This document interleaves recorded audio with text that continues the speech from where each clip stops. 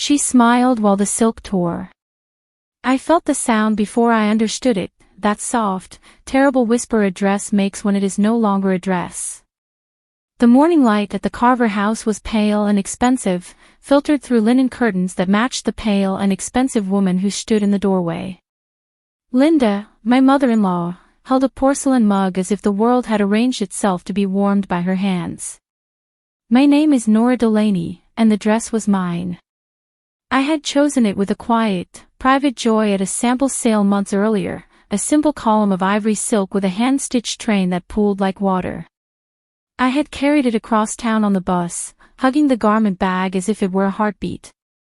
It felt like a promise that did not shout, a promise I trusted. This morning I found it in the upstairs guest bath, splayed across the tiles like a broken swan. Bleach stung the air. The train was streaked and burned, the seams strained, the tiny silk buttons snapped. The dress was not ripped to shreds, which would have been honest.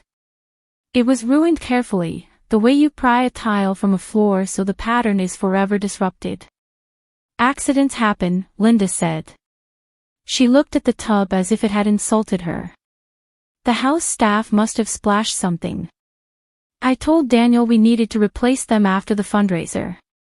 Daniel, my fiancé, was downstairs trying to keep our rehearsal day from dissolving. He loved his mother the way sons are trained to love mothers who do not allow casual love. He loved me with something softer, less rehearsed, which was both our advantage and our danger. I tried to swallow, but my mouth felt lined with chalk. I knelt anyway. Silk is stronger than you think until it meets what it cannot resist.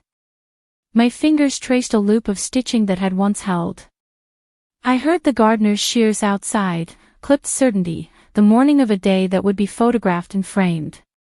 I can pay for a new one, Linda said. You should have gone with the shop I recommended. They know our family. They would never have used such fragile fabric. Next time, ask. Her voice was sugar dissolved in ice water. I rose, slow and steady, the tiled floor cold under my feet. The window showed the long, immaculate lawn, the white rental tent, the little glass orb strung for later. Our names curved on a chalkboard sign by the driveway, Nora and Daniel in a ribbon serif. It felt like watching someone write us into a story we did not exactly agree to. Did you call the boutique to ask about cleaning instructions, I asked, or did someone pour bleach in the tub?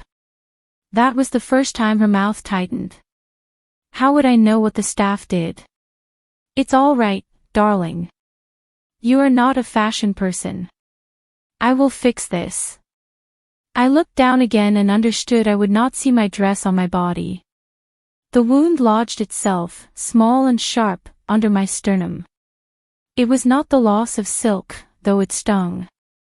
It was the certainty that someone had reached for something that mattered to me and bent it until it broke, then called it fate. Downstairs a door opened, laughter billowed up, a cousin arriving early.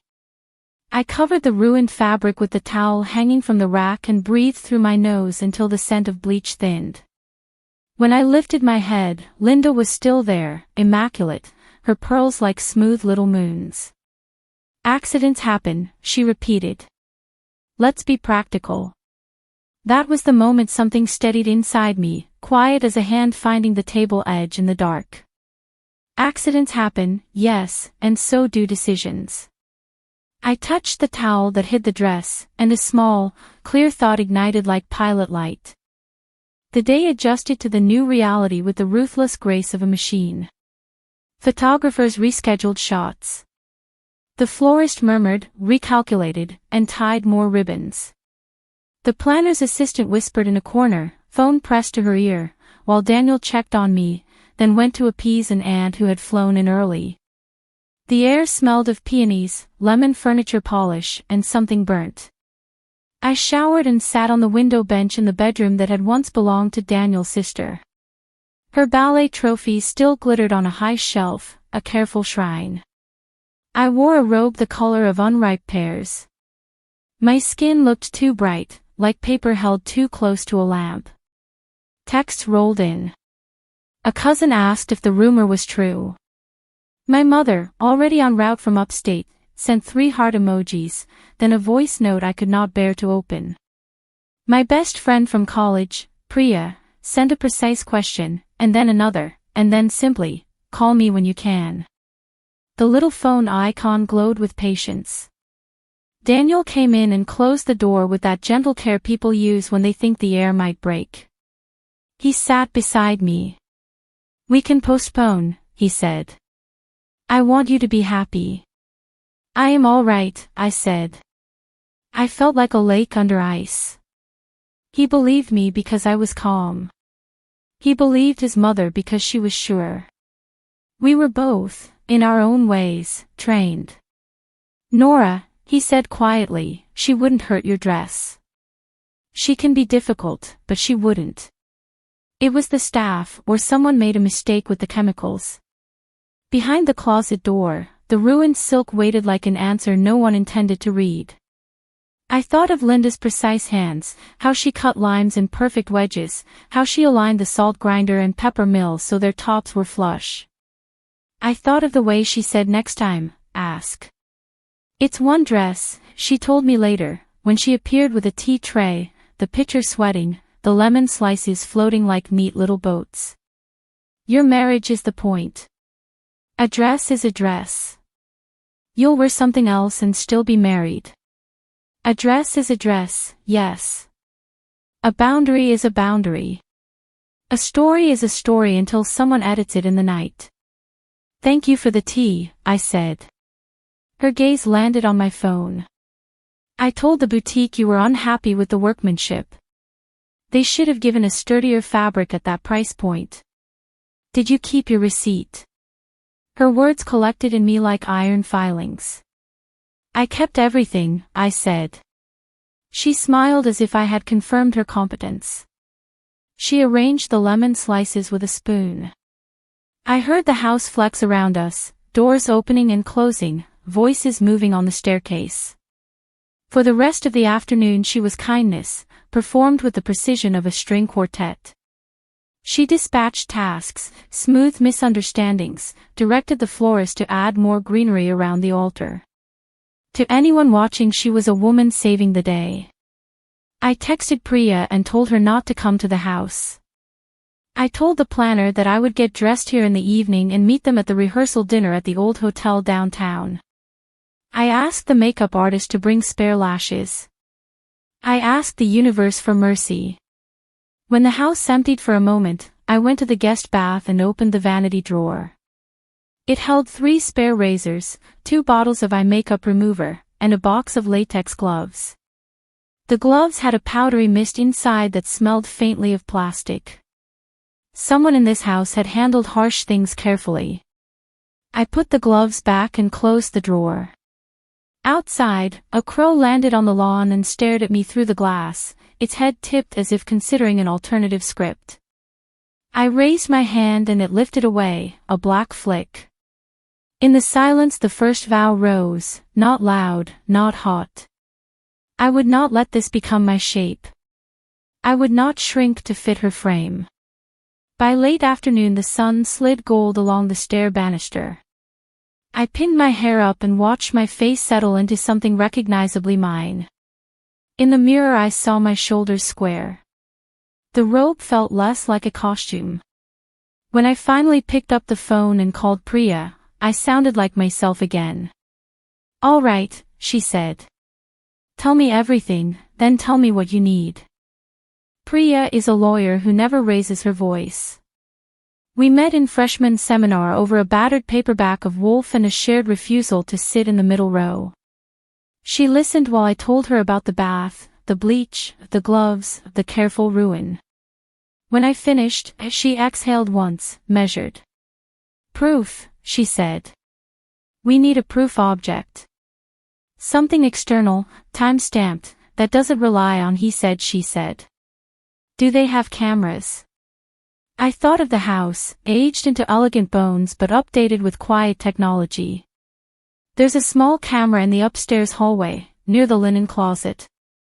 It's for when they travel." "Do you have the app?" "No." Who does?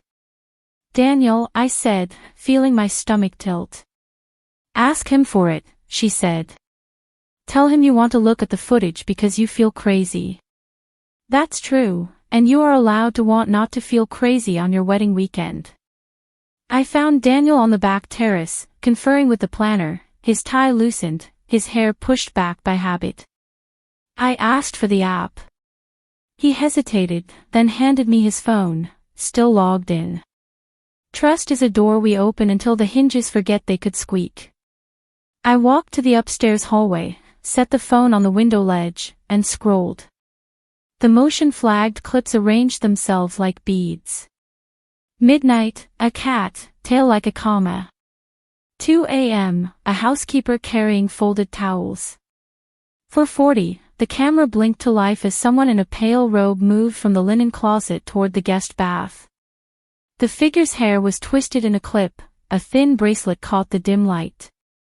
I watched that figure enter the bathroom. The door stayed open.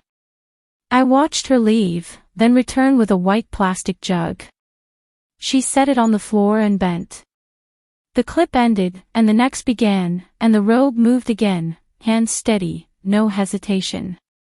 I watched her carry out the empty jug, then walk down the hall, unhurried, her posture strict even in sleepwear.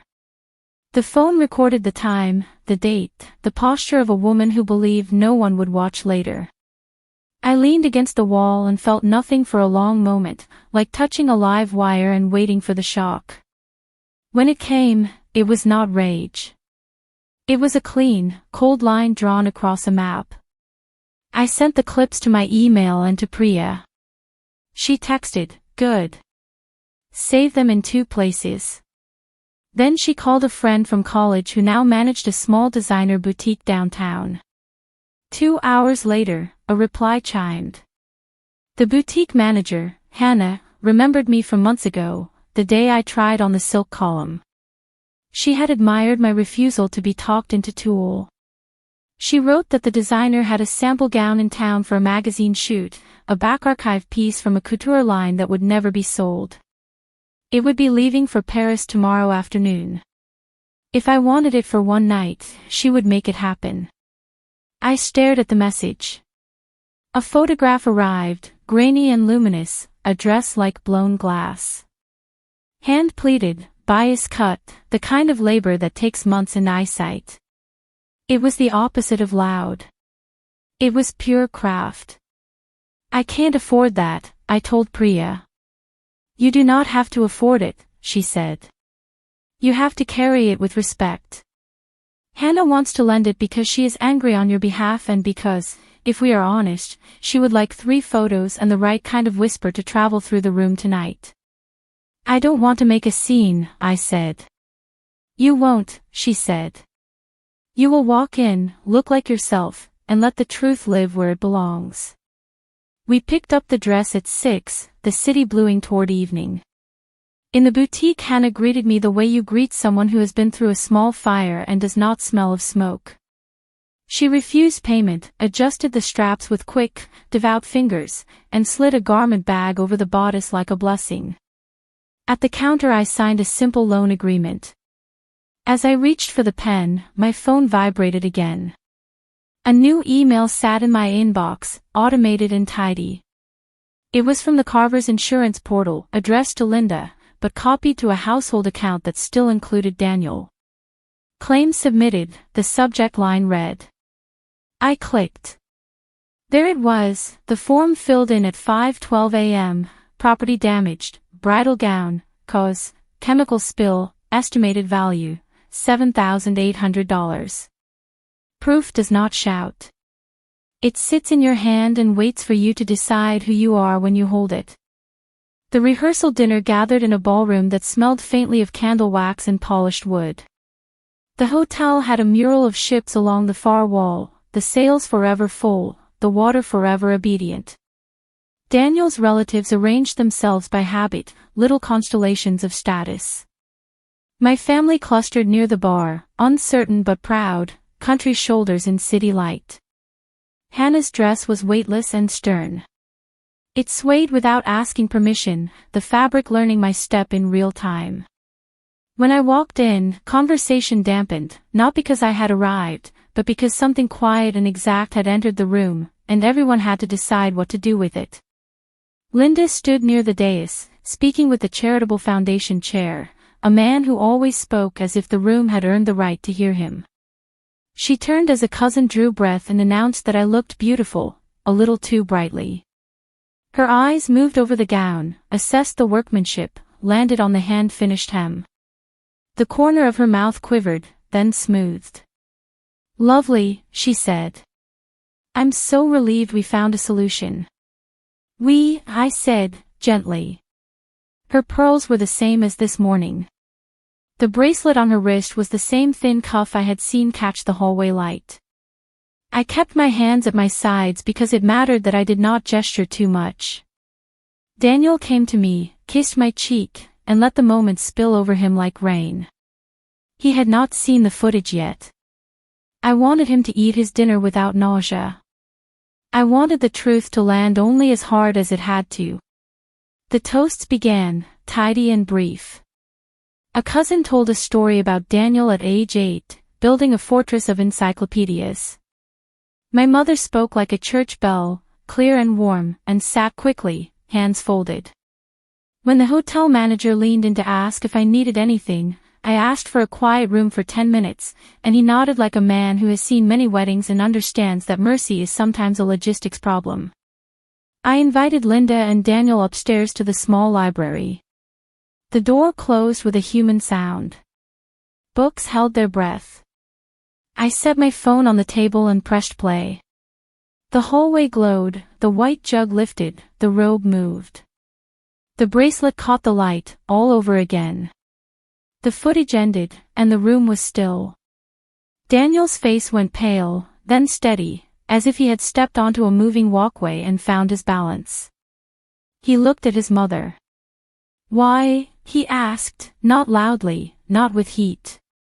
"Why would you do that?" Linda looked at the table, then at me, then at the room where no one could help her. "It was a mistake," she said.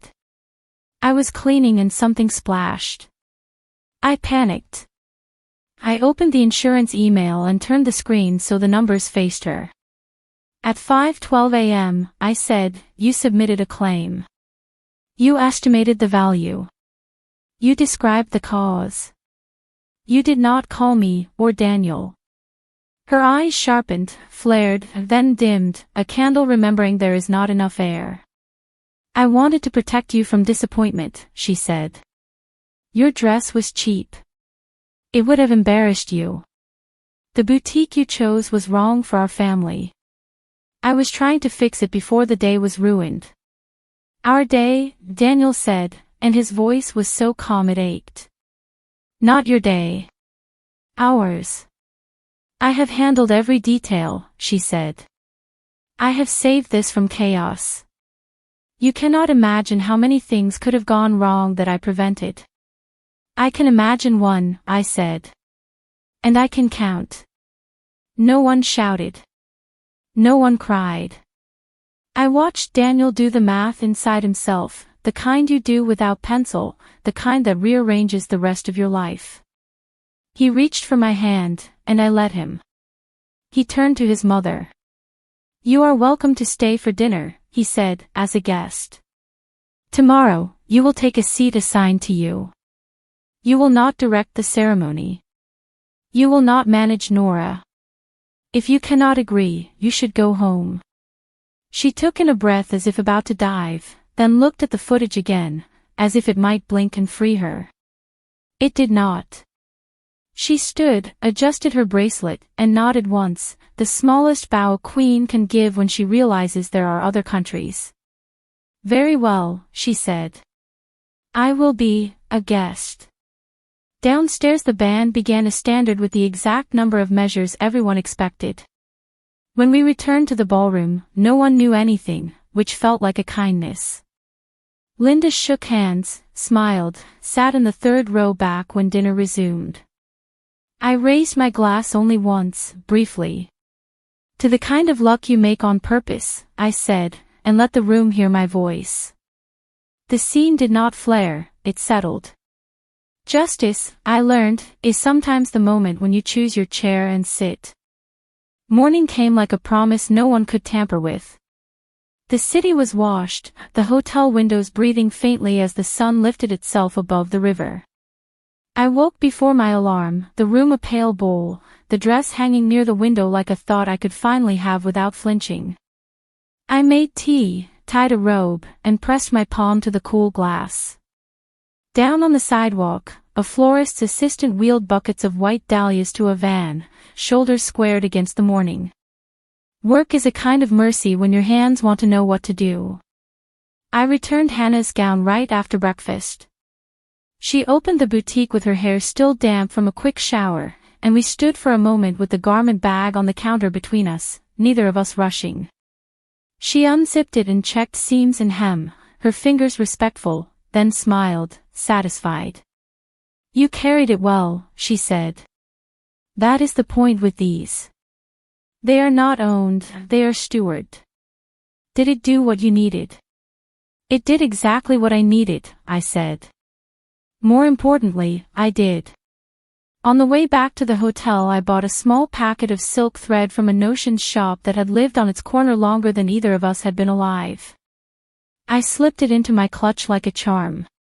The afternoon leaned toward our ceremony with the steady weight of something true. In the bridal room I unzipped a different dress, one lent by no one, paid for in quiet increments from my own account the year I decided I would not wait to be worth certain things. It was simple, tailored, structured in a way that promised I could move without asking permission. I dressed without witnesses. I pinned my hair, touched my throat where my grandmother's tiny locket sat, warm now. Before the ceremony, Linda knocked. Daniel had spoken with her at breakfast, firm and kind, and she had agreed to the boundaries without ceremony. She entered and stood just inside the doorway, hands clasped, the pearls resting where they always had. Her eyes were careful. "I came to apologize," she said. The words were stiff in her mouth, unused muscles. "I did something unforgivable. I convinced myself it was help. It was control. I am sorry, Nora. I accept the apology," I said. "I cannot accept the story you told yourself about me." She nodded, her chin a small, disciplined movement. "Tell me what you want me to do today." "Sit in your seat," I said. "Watch your son get married. Talk about the weather if you have to talk. If you feel the need to manage something, manage your hands." She almost smiled at that, a twitch of shared awareness that hands can ruin or mend. "All right." I did not hug her. I did not offer tea. We had not earned that yet. She left quietly, and I felt something release, not a door slamming, not a victory parade, just space returning to a room. The ceremony felt like stepping into a clear stream and finding the current matched my stride. My mother cried twice and pretended once she had dust in her eye. Priya stood near the back with a small, satisfied expression only I could read. Daniel's vows were steady, unornamented. When I spoke mine, I kept them plain. We promised to name things when we saw them and to choose each other with our hands open. After photographs, after slices of lemon cake on porcelain that pretended it had always belonged to my family as well, I slipped away for 10 minutes at the edge of the garden. The hotel had a small patch of herbs in raised beds, sage and rosemary brushing their oils into the air. A child from another wedding party ran past with a paper streamer, laughing. A bird stitched the air from one fence to another. When we returned home the next week, the guest bath had been scrubbed twice, the smell of bleach replaced by something faintly floral. The towel rack was new, the tile regrouted as if small neat lines could absolve. Linda had arranged a bouquet in a vase on the counter, dahlias with strict faces, and left an envelope with a handwritten note and a check. We kept the note, ripped the check, and mailed her a photocopy of the insurance claim with the word "resolved" written beneath it in my neatest hand. I took my ruined dress to a seamstress named Alma who believed nothing is ever only ruined. We cut away the burned train. We salvaged the bodice, and she turned the remaining silk into a short dress that falls like a true thing falls, with its own confidence. I wore it to a friend's gallery opening in spring, and no one knew its first life except me. I liked it better that way. On Saturday mornings now, when the light comes sideways through our kitchen, I mend whatever needs mending, a cuff, a loose button, a torn grocery bag handle.